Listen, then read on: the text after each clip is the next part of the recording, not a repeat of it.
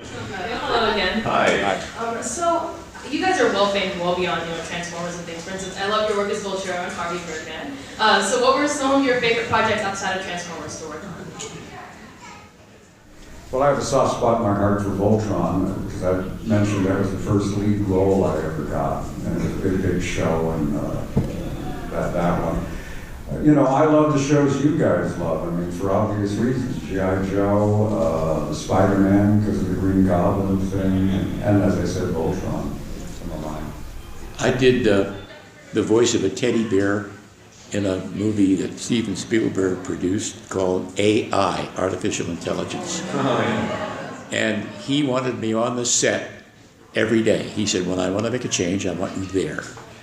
And so I had nothing to do but schmooze with Jude Law and some of the mommies of the stand-ins for Haley Joel Osment. And so for 3 months, I was on the set, and every third day he would say, okay, let's redo this line.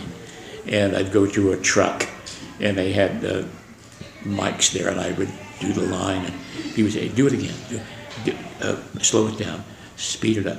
And when he got what he wanted, his eyes became high beams. He said, great, thank you, and off he went.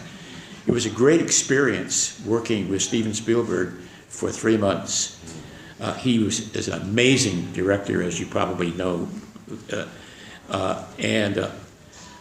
I was so fascinated with him and with that experience that I wrote all about it in a book called The Book of Jack, which is a partly autobiography. And if you want to read all about it, you can go to my website, jackangel.com. There are 2 books for sale. They don't cost much. One's called How to Succeed in Voiceovers Without Ever Losing. It's an attitude book. And there's some exercises in the book as well, like Theophilus Thistle, the successful thistle sifter, and sifting a sieve full of unprecious thistles, thrust 3,000 thistles through the thick of his thumb.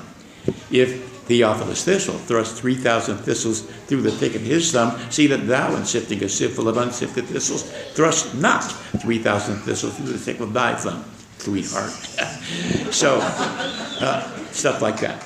Okay? Yes, I'm just in awe every time somebody hires me. Really, I mean, I grew up, in Canada, as you all know, and a lot of my heroes were across the border here in the U.S. Some radio heroes, and I mean, there's cartoons notwithstanding. But I've always wanted to do trailers, and I've been finishing on more and more over the last 5 years. And I just recently worked. I did a Pixar movie with the crew for Up, which was a thrill of a lifetime to record up at Pixar and go to my first premiere. And John Voight was behind me crying his eyes out on the first scene. Charles Muntz is out there. There's this whole section. And on that note, for somebody who was always a big fan of trailer voices, and Don, I got a chance to do the trailer, my first trailer for Pixar for the new movie coming out. What's the? Oh gosh, it's coming out in November. The one, no, what's it? Coco, thank you. God, mental block. For Coco, and there was one section. There was the 2 words, until now, and we worked on those 2 words for half an hour. They're very, very picky about, they want to sell the movie, but they don't want to sell the movie. They want to just make sure. And just learning from that experience and hearing what they use, those 2 words, until now, has to sound magical, but yet not too overdone. And so for me, as a voice actor, to be able to do that, those nuances and all the stuff I've learned, to put that in and hear that in a theater for trailer for Pixar was like, to me, I almost cried, because I went, it was the coolest thing ever. So if that was a moment for me, it was quite special in my career. Thank you. Thank you.